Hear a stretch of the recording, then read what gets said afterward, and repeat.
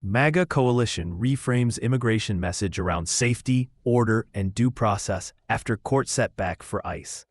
Following a court ruling against warrantless ICE arrests, MAGA-aligned groups and administration surrogates began reframing the immigration message to stress both strong enforcement and strict adherence to due process. The aim is to keep the focus on safety and order while addressing civil liberties concerns. Spokespeople highlighted cases involving criminal fugitives and trafficking networks to argue that enforcement protects communities. At the same time, they affirmed that agents must follow the law and respect constitutional limits, calling mistakes unacceptable.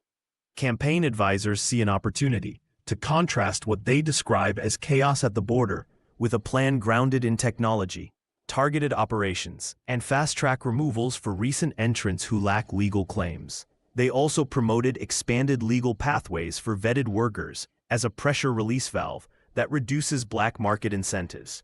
Opponents warned that rhetoric does not fix structural problems in detention, legal representation, and court backlogs. They pushed for independent oversight and a bright-line warrant rule for workplace actions.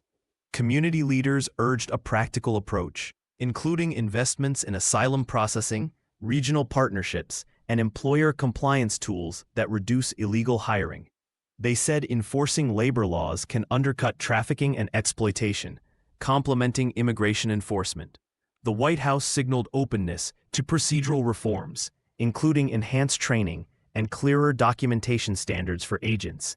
It argued that lawful, precise enforcement earns public trust and strengthens the case for tougher consequences where justified.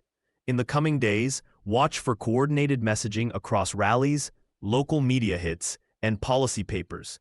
The coalition's challenge is to convince voters that it can be both tough and fair, pairing strong borders with a commitment to constitutional norms.